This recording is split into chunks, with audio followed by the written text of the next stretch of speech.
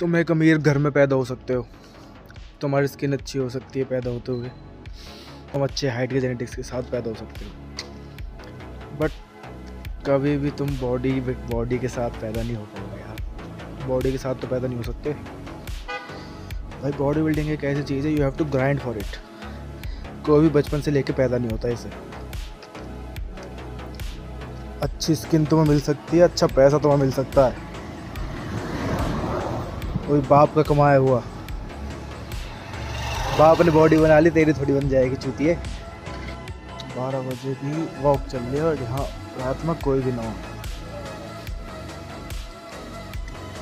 देख लो भाई, खाली पड़ी है सारी।